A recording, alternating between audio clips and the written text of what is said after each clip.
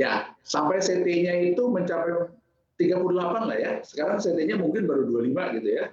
Bisa dibayangkan.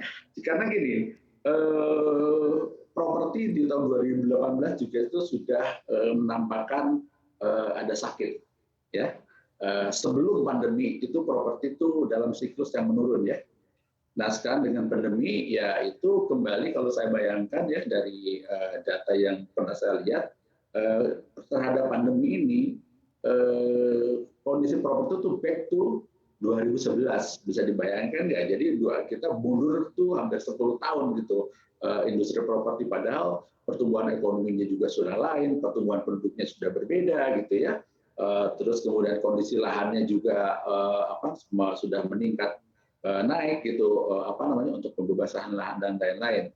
Nah, saya kira kita berharap pemerintah sudah membuat sebuah kebijakan yang saya kira cukup agresif ya, cukup berani dengan PPNBP gitu menanggung beban PPN yang seharusnya dibayar oleh konsumen dan ini akan membangkitkan konsumen untuk saatnya sekarang saya harus membeli properti karena properti khususnya rumah adalah menjadi kebutuhan bagi mereka gitu. Jadi saatnya dan kebetulan juga di satu pihak developernya sudah menurunkan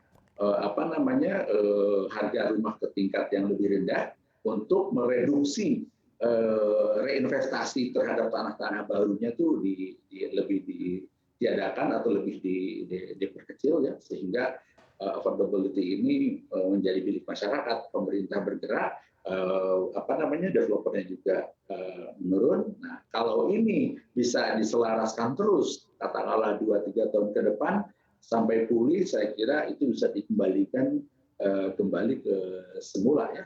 Saya kira seperti itu. Baik, baik. Saya ke Pak Anton. Pak Anton, ini tadi saya bertanya kepada Anda apa saja tantangan di industri properti Pak saat ini. Karena kita tahu untuk meredam inflasi, BI juga sudah mengerem kredit dan juga menaikkan giro wajib minimum. Adakah dampaknya di sektor properti? Tantangannya apa saja mungkin dari sisi pembiayaan Pak Anton? Kalau saya sih nggak terlalu melihat pembiayaan menjadi salah satu faktor ini ya, tantangan ya. Saya lebih melihatnya kepada tentu kondisi pasarnya sendiri, maksudnya target market ekonomi mayoritas masyarakat ini kan melemah. Tapi nggak boleh lupa juga bahwa sebagian masyarakat yang lain justru dalam kondisi pandemi ini kita lihat meningkat kemampuannya. Karena kalau kita lihat data dari perbankan DPK ya, dana pihak ketiga itu tabungan deposito ini selama tahun lalu tuh meningkatnya lumayan lagi sekitar kalau nggak salah hampir 20%. Artinya kemampuan orang untuk membeli termasuk properti itu sebenarnya masih ada gitu ya sebagian masyarakat khususnya yang menengah ke atas. Nah, ditambah lagi dengan kondisi bahwa sekarang ini sedang terjadi penggelembungan permintaan atau pent up demand seperti tadi. Makanya kalau kita belajar dari pengalaman sejumlah developer yang sukses dalam 2 tahun terakhir, di mana setiap mereka launching jualannya laku ya seperti di Serpong, Alam Sutra, Bogor, bahkan di Karawang.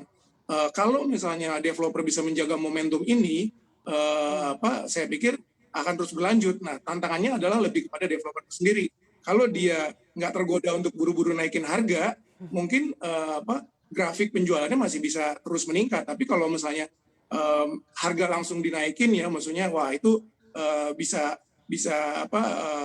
berpotensi pembelinya mungkin lari ke proyek yang lain gitu. Jadi karena kita ngelihat memang di pasar itu seringkali begitu ya. Kalau misalnya sudah sukses lalu tiba-tiba langsung dinaikin harga. Nah sekarang kondisinya masalahnya kita belum benar-benar fully recovered gitu ya pasarnya, ekonominya. Jadi masih dalam tahap growing menuju recovery gitu ya.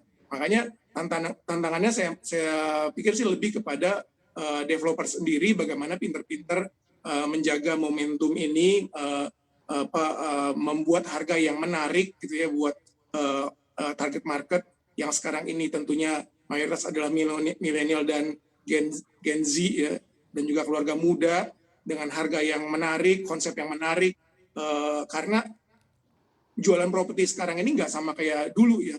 Cara marketingnya pun juga sekarang sangat berbeda. Kalau dulu mungkin hanya brosur, pameran. Kalau sekarang sosial media, TikTok, Instagram dan sebagainya sangat berpengaruh kepada pembeli yang sekarang ini.